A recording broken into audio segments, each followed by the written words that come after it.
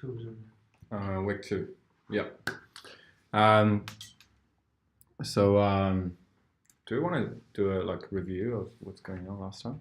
Yeah. So, well, anyone, just piece everything together. What we did last time. Let me find a pen.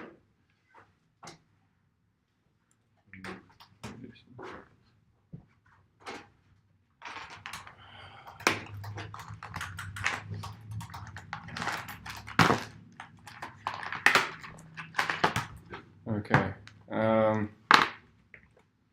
What we did last time was we talked about.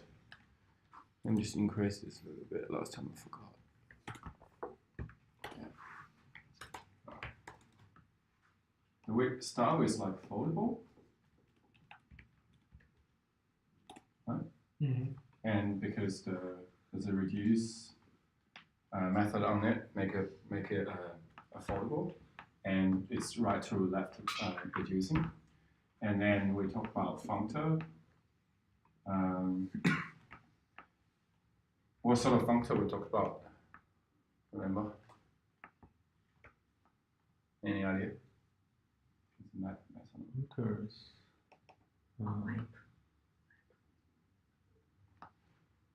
This first. What's the? This is like 101. Okay, you gotta just pop up your mind pretty in a second. The type signature for the map. The fantasy definition would be a FA, yeah, and take function A to B, yeah, and produce FB, yeah. Okay, so if you're looking at Ramdub's definition, it will be function first, right?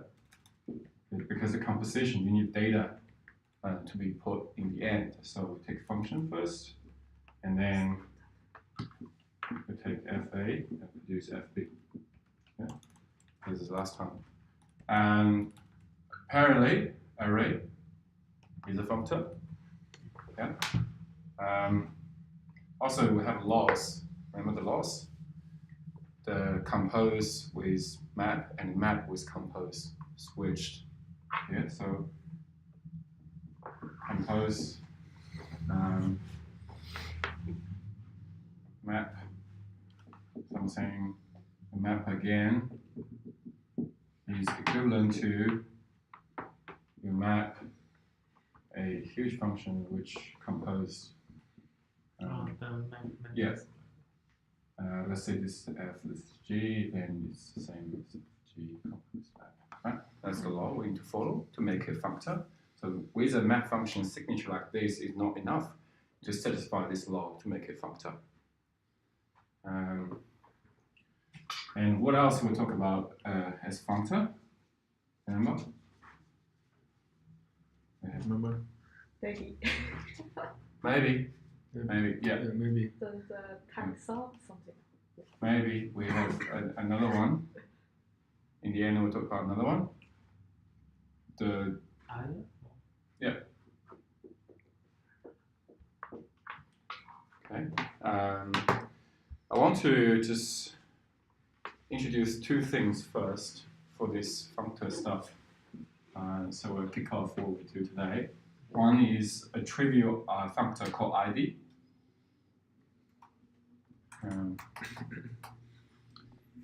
Yeah, what's an ID functor? The naming gives about up, I think. ID functor, if I define the map function for ID functor, will actually map everything unchanged. There's no structure to be considered as a maybe or either. So if I have an ID A, this arbitrary type here, because when we say maybe, it will be A, right? Well, for either here, it will be left and right. Yeah, this is the thing we map over. This is the thing we map over. For array, well, or list, if we can call it, this is the thing we map over. So ID A, for maybe, that is a consideration of nothing, right? When you do kata, dot kata on it, it will pattern match on just or nothing. Either will be left or right. Array will be just looping. And ID, the map on ID is actually just apply, when you map it, it will give you ID FA, right? There is nothing actual functionality with ID, so it's a trivial, very trivial functor. I just want to mention that.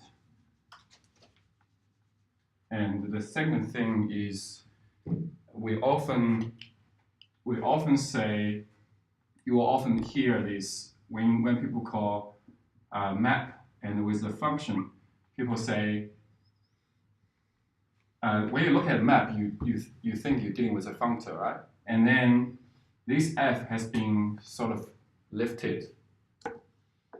The map lifts f to be working inside the world of the functor, whatever this map corresponding to that functor.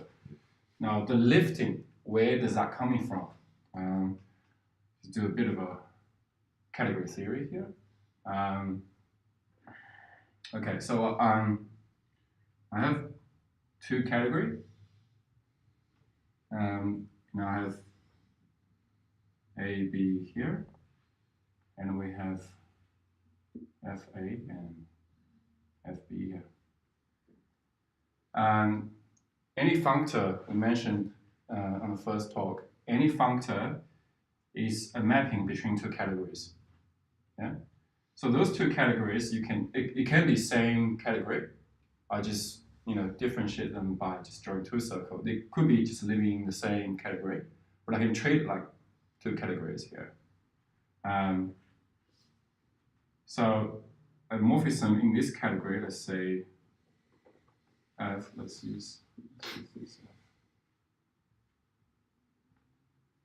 A functor mapping these two categories, what does it mean? It maps the dots. That means A to FA and B to FB. It's like, let's say you have a string here, and then this functor is array. Then you're looking at array of string, right? If this is integer, it maps over to this category of array as a functor, then array of integer, right? Is mapping. And it also maps this function as well. So it must be because this kind of structure, when I say structure, it means the relationship between A and B is defined by the F here, right? Because it can't pick into A and B, say what it is. So the function and the array itself here defines the relationship between A and B. So this kind of structure has been preserved by functor. Functor is this mapping preserved structure between categories. This F will be mapped to here, to G. Right? So what is this G here? This G is the lifted version of F.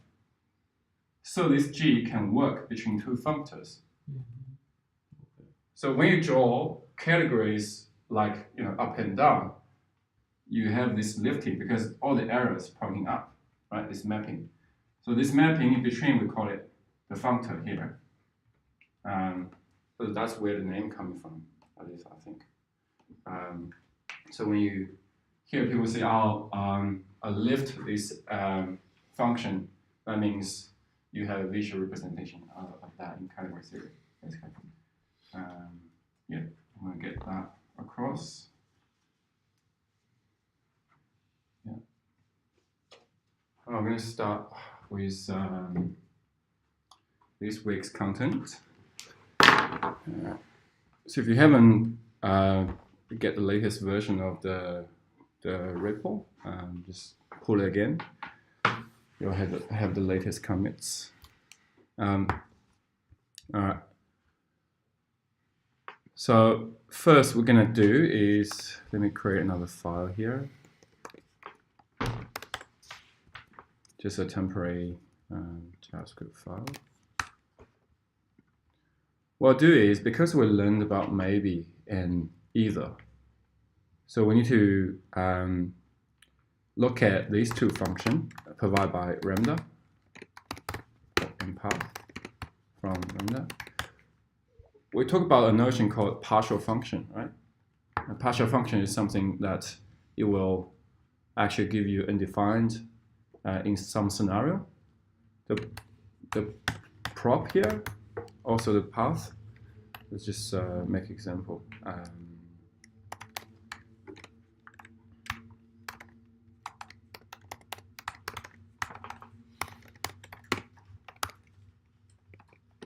This will give you 1, right? Yep. A string 1. But this will give you undefined. Or no, I can't remember. But you have a scenario that this prop function will give you a undefined value. That means this function here is not safe. We call it not safe or partial. So here we need to provide a version of the prop. We call it safe prop.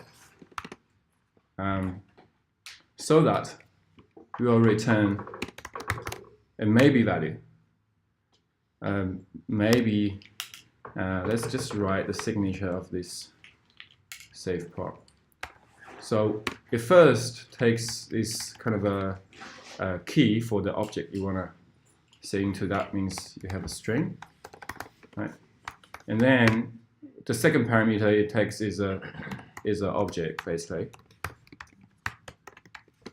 and it will give you maybe this object is of string A, because the key is a string for this object, and the value for that key is any value, right? So that is for all A, this object is that type. So that means give me a maybe A.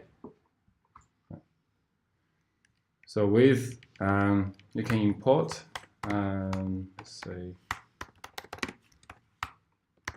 maybe from last week 1 maybe. Oops.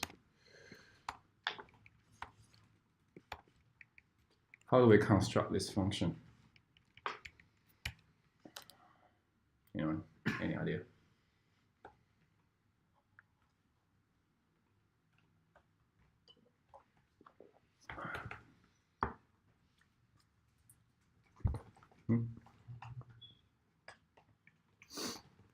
As in usual, we write compose first, right? We import compose. Now, two things we want to do. One is we need to call this prop, and then the result for that prop, if it is undefined, we need to produce a maybe dot nothing. If it's not undefined, we produce a just that value. Yeah, so the construction is either or. Okay, because prop is curried and takes 2 parameters, and whatever in the end this safe prop gonna first take a property, right? And then it will take the object itself here. Yeah, so that means so here it's waiting for the object to come. That means we're waiting for the object to come here, right? Yeah. So after this line, we're getting either a value or the undefined out. Now in maybe, I'm not sure you remember this, there's a from nullable. Yeah, we can have a look. So it does the work for us to check the value passed in is a null or undefined. If it's not undefined, I'll give you nothing. Otherwise, I give you just a constructor maybe using maybe.just. So check the value. Yeah, you check the value. This is unfortunate because it's JavaScript. We need to, in the library, we need to actually check for undefined and null, like this. Do we is maybe the prop type we're missing the product. No, we didn't. This is actually constructing maybe values, right? So we don't have a maybe value. We have a plain value. This x here is a plain value passed in. Yep. According to the value it contains. Is an undefined null will produce a nothing. So here we don't have any object yet for maybe. Right? So we calling on the class itself. Yeah. This is point free. If I write it in a non-point free fashion, it will be this and object passed in, right? And then the object will be here, and it will be passed to prop, yeah? And then the value here, this is actually value or new, and it will be called like this, right? We don't need all that reference to the pointers to those variables. We just get rid of them, so can make it point free.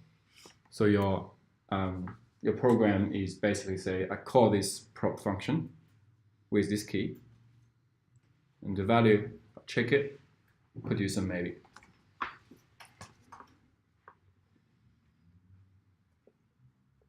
Yeah.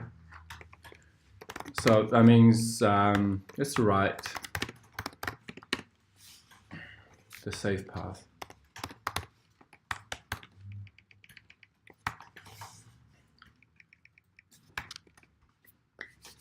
Let's write this together. I'm just a typist at the moment.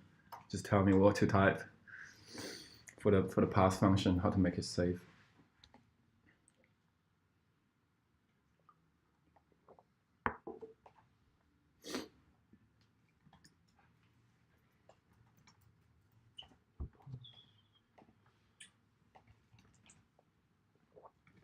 The path work like this. So it's a retrieve array of the path parameter. Yeah.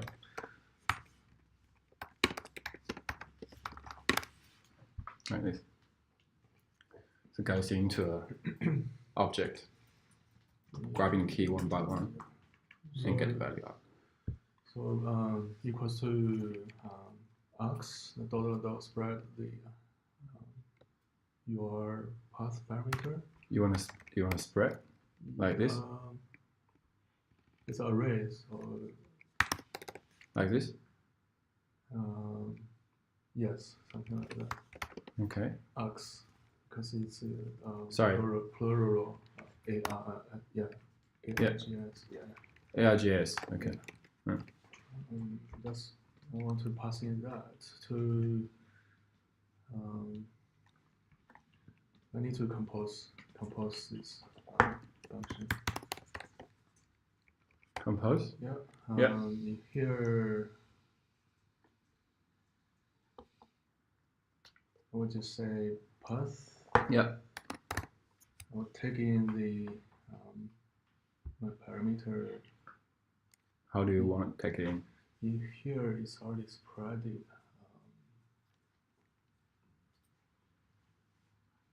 Let me think. What is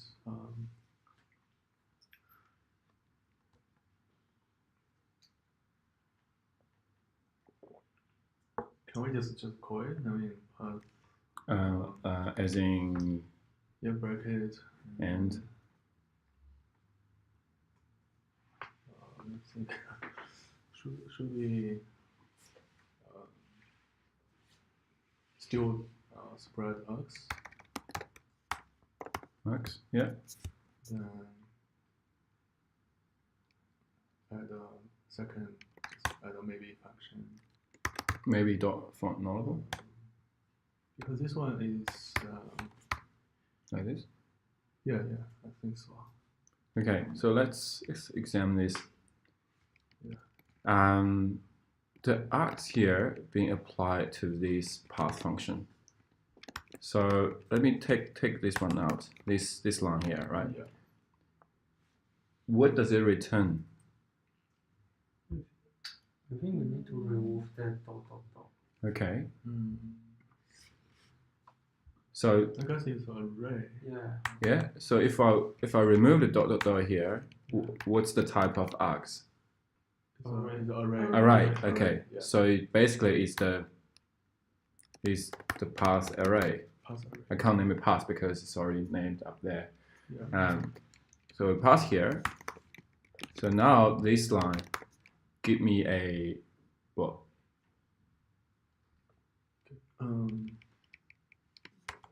What does this? Pass to the object. Right. This one give you a function which Yeah. which will apply to an object. Right. So it's waiting for this thing to come, right? Yeah. Okay. So it's a function. So remember, only function can compose. Yeah. Yeah. And then after this operation, then we do nullable. It's very similar to the save prop up there. Yeah. Okay. Cool. Let me run this. Let me set up this.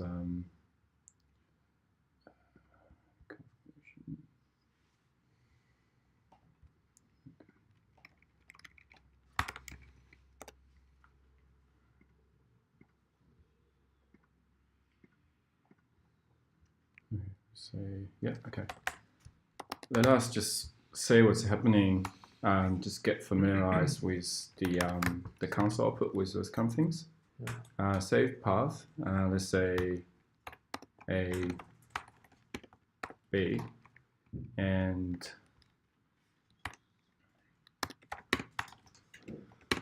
A, B, 1. Okay.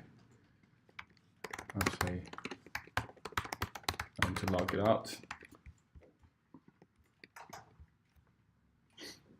All right, so that's the representation of just, right? Let's see if I can make it more available. Yeah, so maybe just 1, yeah? And the curly bracket x1 is because the definition here uses x for just as the parameter for constructor, yeah? So if you go to string here, basically, it tells you how it was constructed.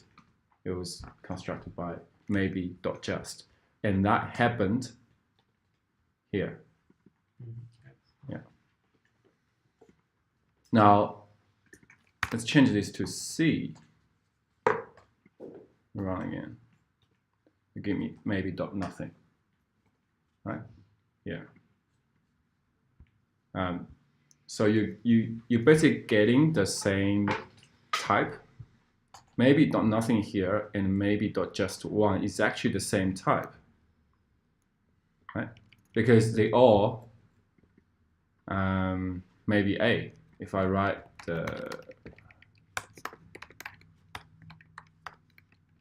right, it's basically like this: a list of strings, and then object with string A. It gives me maybe A.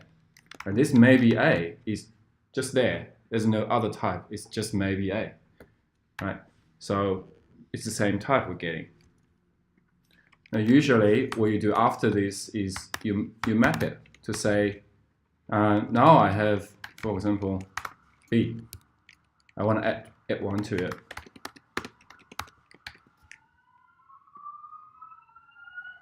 It's going to be 2 encapsulated in just. Let's just put string. Yeah. If I don't have the B value, yeah, I get nothing consistently. So this function has been lifted into the maybe context to operate in there. So you avoid, the map here is basically for you to save the trouble or check every time you get a parameter and it could be null undefined. It's a very common problem in JavaScript, right? Mm-hmm. You get a parameter, is it undefined or not? Yeah. And usually you don't check it until a bug comes up. Yeah. So the rule of no undefined, no null value in your program makes you to have a structure, a consistent structure, like maybe, to deal with undefined null. So it's explicit to say you have to pass me this type to indicate there's nothing possibly. Right, so that's this part. The next one, I'll talk about function as a functor. Okay. Okay. Let me increase my screen. Right. So let's explore, because we keep talking about functors here, right? And this thing, A to B, that's the signature for a function, right? The type a function. It's actually a functor. Why? Let's examine the thing we learned so far. Array of any type is written like this, yeah. Let's say maybe just repeat what I just wrote, either left or right. Now, if we're thinking about the analogy of container for functor, this is the container, yeah, for a particular type. This is the container for a particular type. This is the container for a particular type. These are type signatures.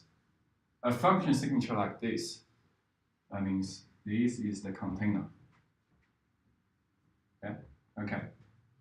So if this is the container, let's say what makes it functor is having a map method on it, and then we can satisfy a certain law to make it a functor. Let's just do that.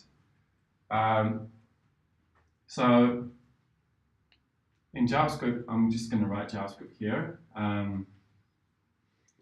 What's any function, right? If you have a map on this container,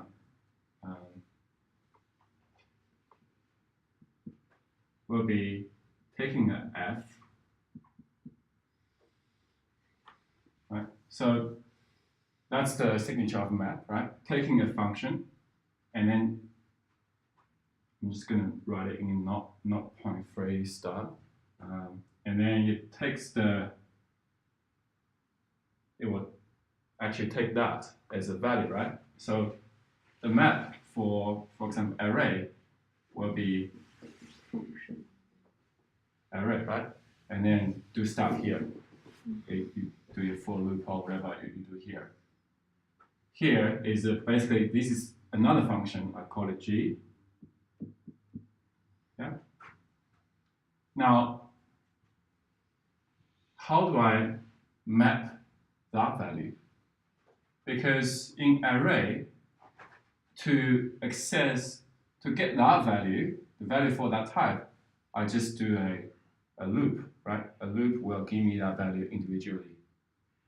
For maybe, I just, in the definition, .getter, right? It give me either maps on nothing or just. But here, I want to get this value. How can I get this value? If this is A to B,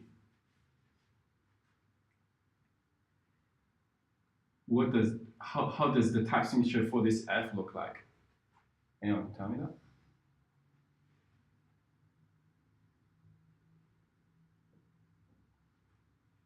List of A, this must be A to B, right?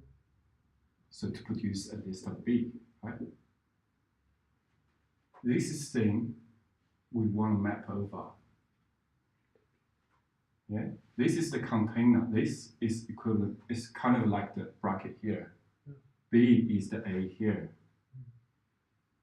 This A must be this A. This A must match this A. Otherwise, this function does not work on this A. This is the container. We have the B inside. What does this function take? Say again. Okay, so let's map it again. All right. So I have a list of A here. Yeah. Right. Yeah. The value I'm interested in is the value for that type A. Mm-hmm.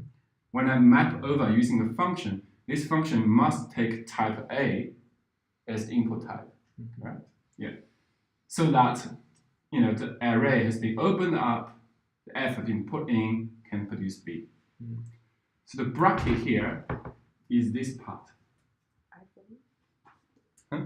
A. I for A. I for A. Yeah. What do you mean by I for A? Like the parameter is an array of A. Yeah. So F A, right? The F is kind of the bracket. Here the F is A arrow, right? So this function mapping over the value inside must take whatever the same type inside as input. This whatever value inside has type B. Okay, so this function must take what?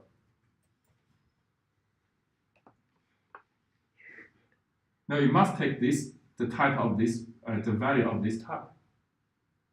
If you treat this as a container, it must take B as input.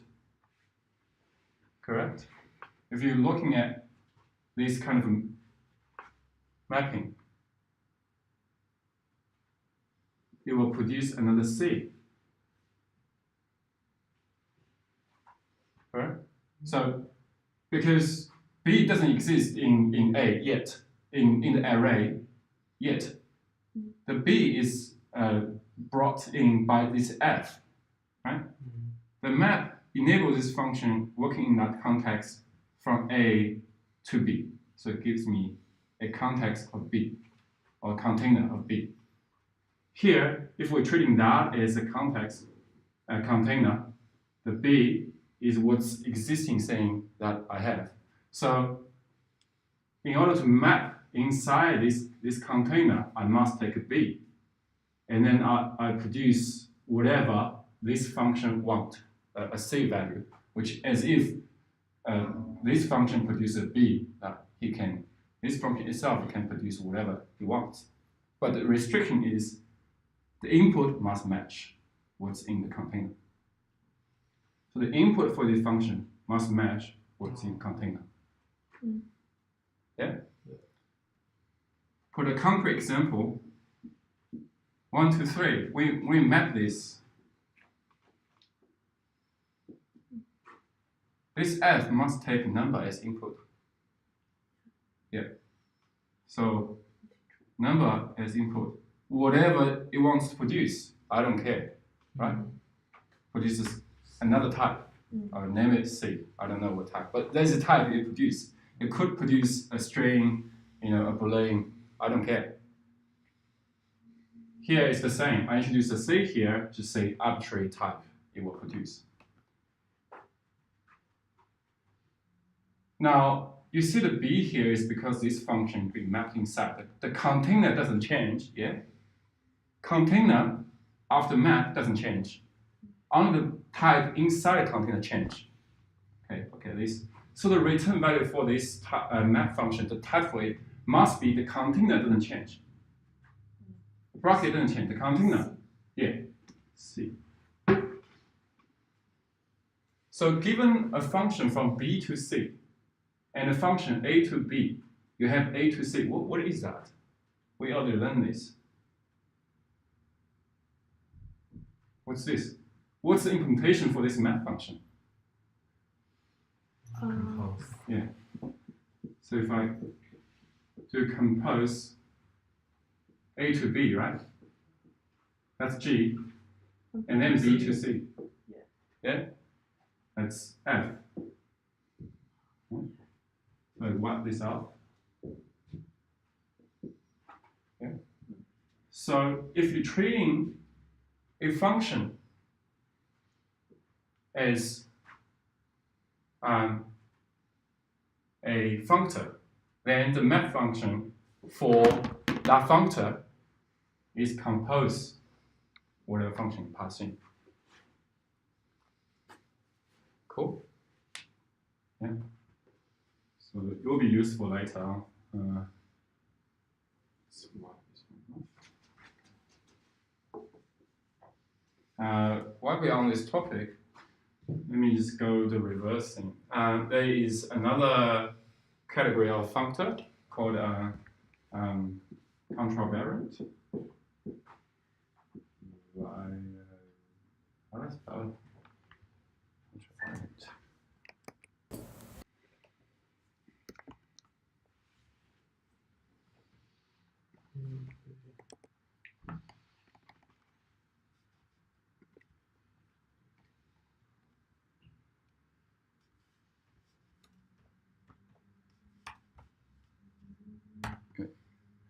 So yeah, V R V A R A N T. Yeah.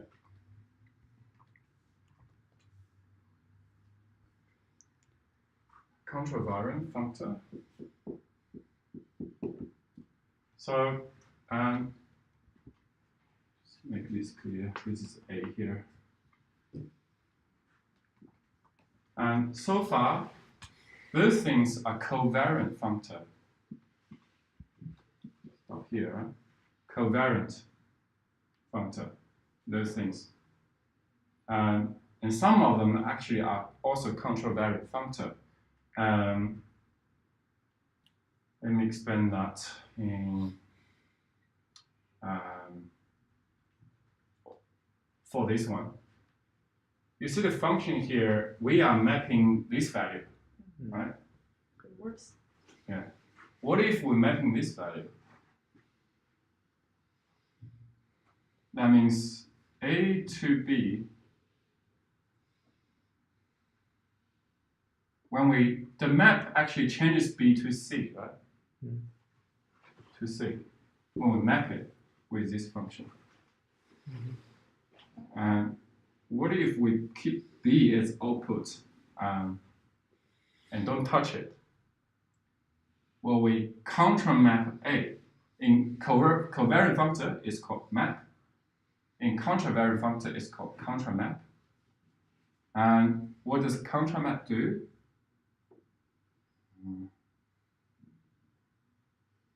Its type signature will be, it takes a function that is kind of equivalent to this f. So the first function you want to contramap using, and this one, the g here, go like this. So the g doesn't change A to B, right? Because we keep this part, the result will be something here. Well, the type signature, this part doesn't change. I changed here. Right. We can actually reverse to say, what we do here then? C to A. C to A.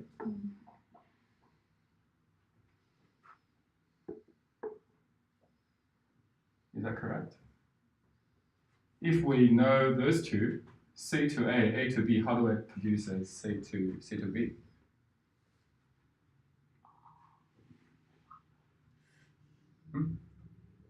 What's the implementation here?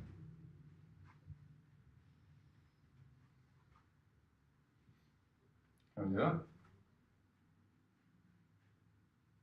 The opposite of compose, right? Should be Opposite of compose. It's Yes. still compose, is it? Because we're dealing with function here to produce another function. It's only it's wrong. I think the A to B is wrong. A to B is wrong. The A to B cannot be wrong because it's given. Oh, okay. It must be something else. So if I still compose, what's going to happen here? We know it's in the end it will be C to B, right? So something producing B gotta be in the end. So G is here. That's the only one producing B. Yeah. So need C to A. Need C to A? Yeah. Yeah, need another C to A.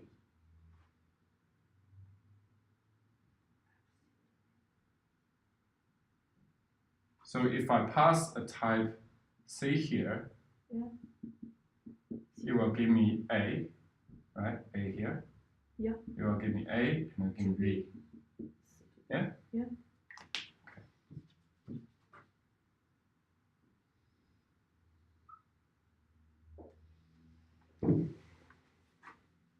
So it's actually reversed. Let me give you an example of this. Say space-wise. Yeah. Okay. Will be a.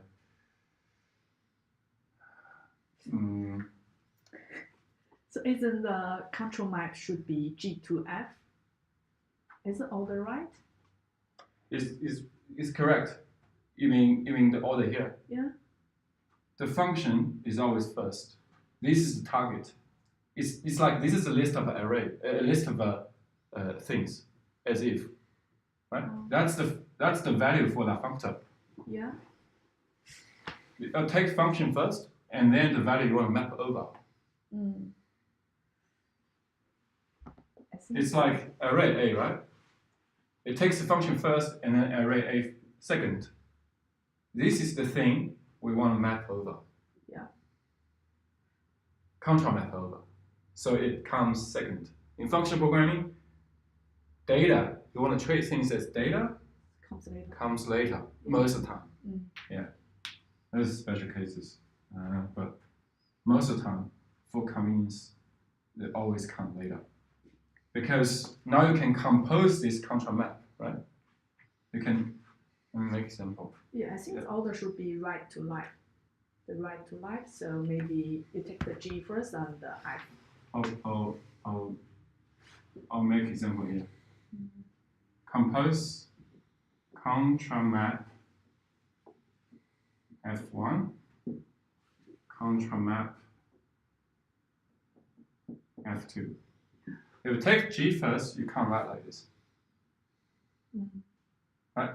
You're accumulating this F, like this structure, until you take an F. And then you pass the final G here. It goes through here and goes through here. So G is as if you map a function to array. Array goes through here, it goes here. Goes through here and here. Yeah. So this is the treat that as a value. This is the function. Because we're treating function here now as a functor. This is the functor, the value for the functor. Yeah. Do you want me to explain on that? Yeah. Okay. Let me get rid of this. So let's say you have a disregard, like, doesn't really matter, it's called contra map or map. Yeah. Every function you should aim for, like, take function first. Arbitrary function. So here, for, let's make example for array as a functor.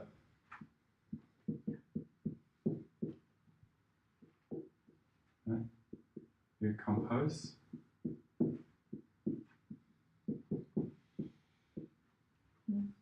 This is the value for that functor. Comes in the end.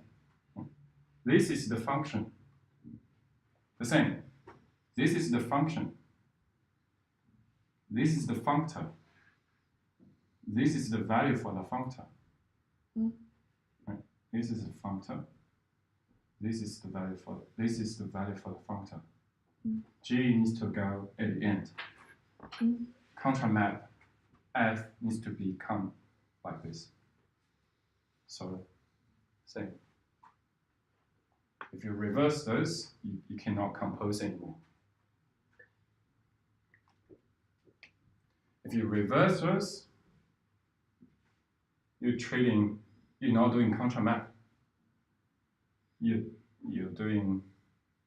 treating these as if they are like here. We're now talking about contra map, so it's reversed.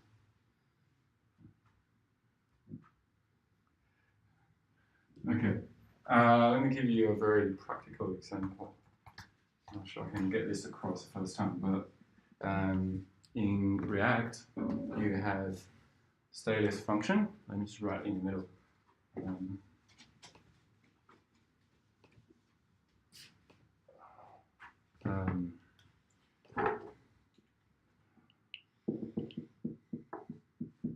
You have your props, right? You do whatever, you know, you name your blah blah here. And you do, let's say, a div.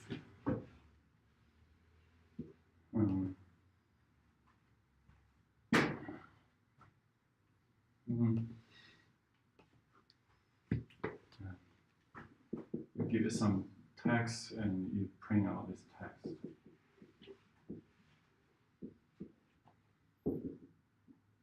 Okay. That's a component, stateless component. Yeah. If we treat this as a contravariant functor, a contravariant functor treating, I have to write in the same line actually. Well, let's write a type signature for this function. You have your whatever for the props, right? That's basically an object, and it goes to a React element. Yeah. So that's A to B. Correct. Okay. So a contravariant functor treating this as container. Yeah. This is the value that this container encapsulates. Now, what does it mean to say I want to add an exclamation mark behind the text? That means if this thing is a contravariant functor, you can just write contramap.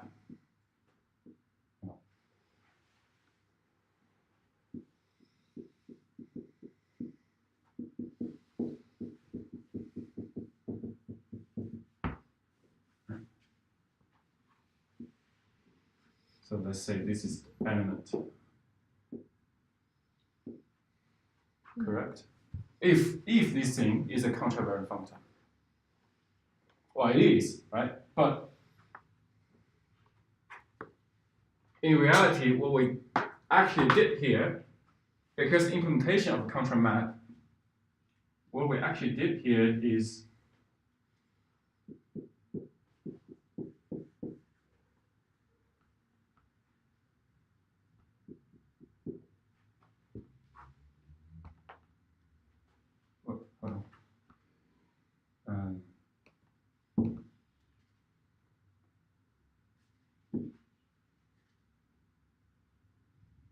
I'm not sure you remember this. Evolve. Evolve.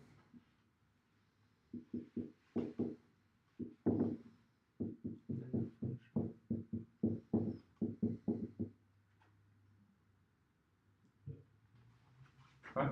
Because implementation for contravariant functor is the reverse of the, composed in a reverse way, right? Fg becomes Gf.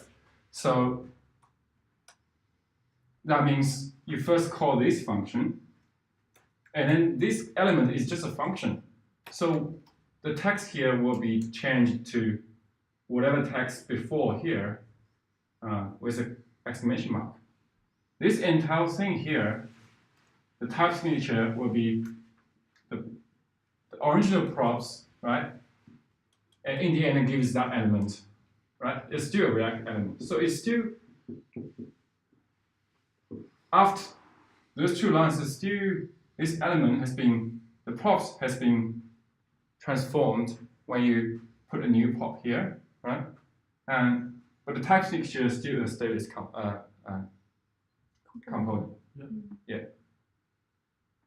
So that means you can go very extreme on this. Let me make an example. For example, you have a function that changes styling. You do style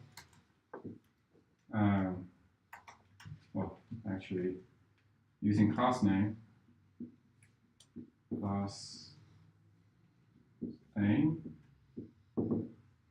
you do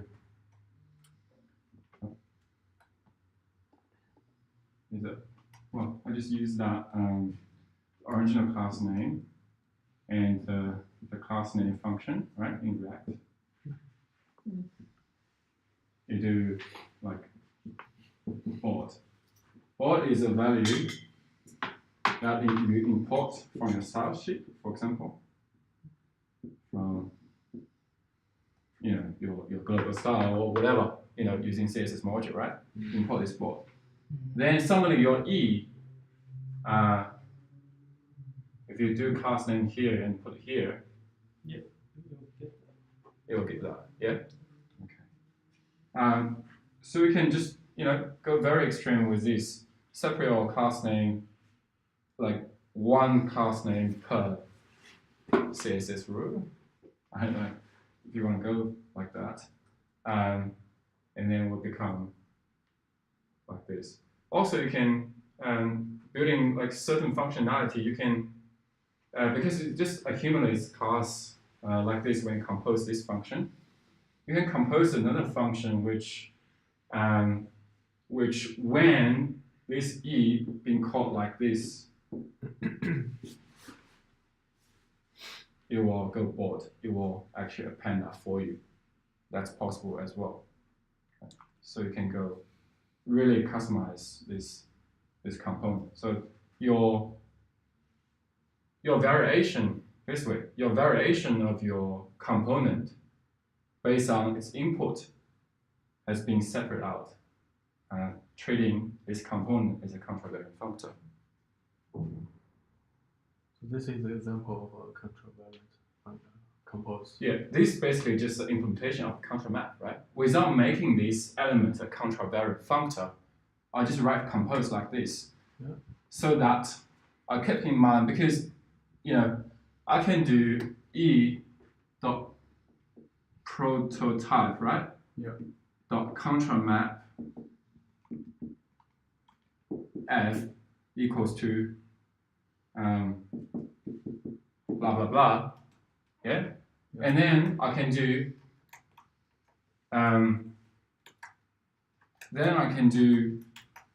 you create element of E and then dot contramap this thing.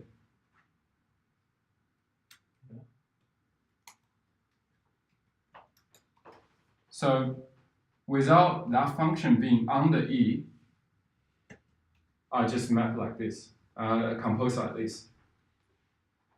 So when you give a prop here, text, welcome, this will be welcome, exclamation mark. Right? I'm treating it as if it's a contra, because I have the intuition behind it to say this one is actually a contravariant functor, so I can compose like this, right? Does this mean previously the compose is the output of the first function will become the input of that function, but now we apply some changes. Before that, yeah. You apply some changes to your first E function. Yeah, we're just changing the props. So it's like apply a method to an object, something like that, parallelly. So it's not depend on the output of this, but rather than that, yes, you apply a method to your itself. Is that? You are like the way I look at it is changing the input, not the output. Yeah. Okay. Because this function, this stateless component is basically a function, is in the end of this compose chain. Yeah. This function does not mention any components, no components at all. It only deals with props. Yep. So you're changing the input of the function, not the output of the function. So this means we are only dealing with the, for example, if you have something, this one is telling this compose is telling you want to change your input to anything. I mean, you Yeah. apply a certain function to your input. Yeah. You Essentially can apply, that, you can yes. apply as many as you can. Yeah. Like, You can go multiple here. right. Yeah. Yeah. Okay. Another example would be you have a predicate.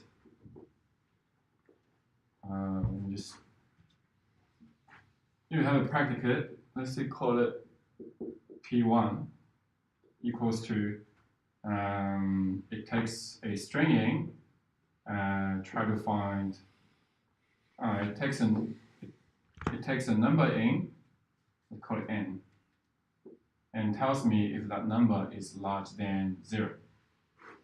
You have a predicate. Now, somehow you have a requirement coming to say, now I have a string, not a number. I want to tell if that string is having large than 0 amount of characters. So what I do, I want to change the input, right? Here is a number to number. I mean this function, number to boolean. Yeah. So what I want is actually string to boolean. So P1, I want to change the input, so that's the last thing. Yep. Yeah. So the first thing I call is from a string to number, right? So string dot length. Yeah. Lambda produced have the length function can just do length. Because any predicate is actually a contravariant functor. Well, any function is, but predicate is like used as in contravariant functor the most, because usually this logic doesn't change.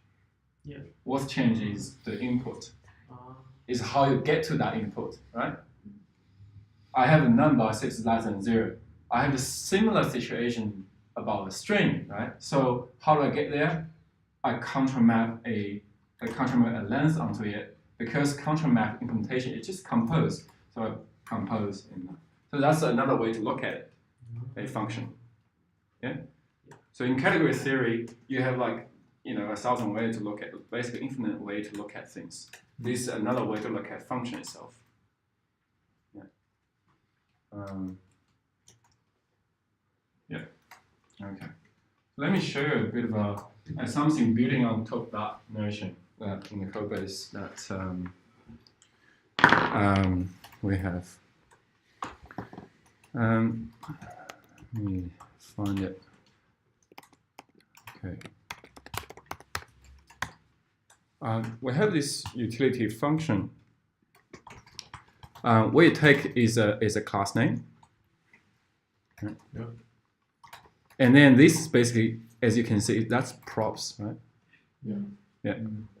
And changes the props with underscore class name. The value is combine the class name and the existing class names. Right. I'm just creating another key and on the props, which accumulating. If you call this function again, it's accumulating those class names. Yeah. Okay. So let me find a usage for this.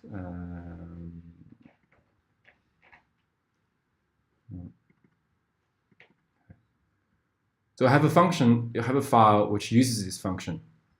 I import a class name from a CSS file. This CSS file for font size base, it's just that. Use size variables. Yeah. And then I use that class name passing here. That's it. This is a function, right? The result of this call is a function which takes the props and merge everything in. Merge the new font size base into the underscore class names. Yeah, we saw earlier, like this. Okay, so who uses this function? This file, font size base. Is this function? This is a component which it has so many functions like passing like the font size large. It has while it's basically padding around certain things, and this is controlling the the alignment of these two is controlling the alignment of flexbox. And in enhanced styling, what it does is, let me make them side by side.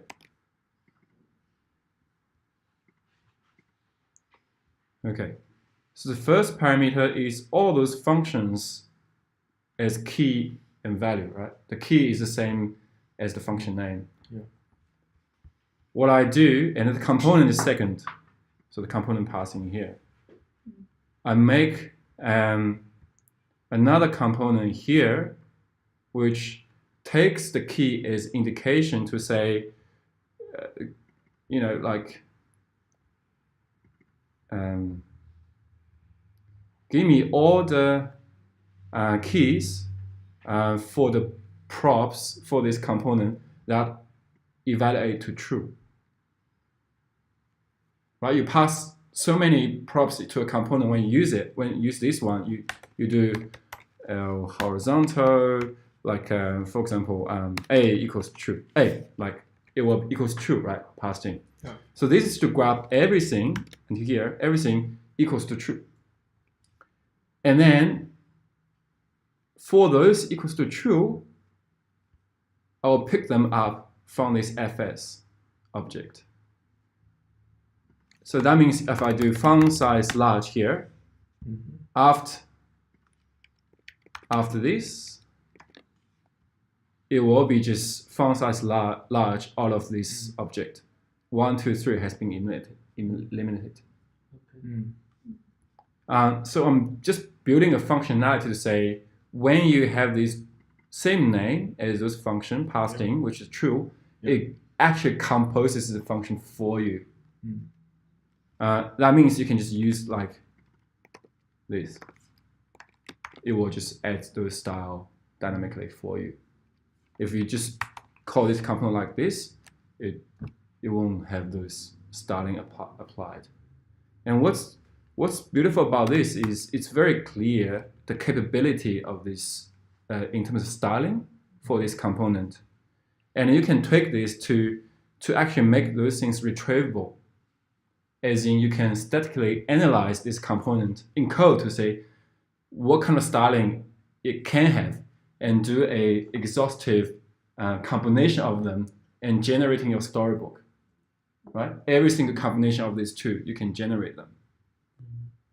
Yeah, that's so it's defined like this. Yeah, so that's another bit of an extreme example of what we have here.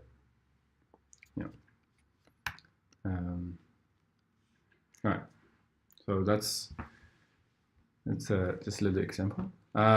So now we're going to talk about, let's take a break and we'll talk about another functor promise.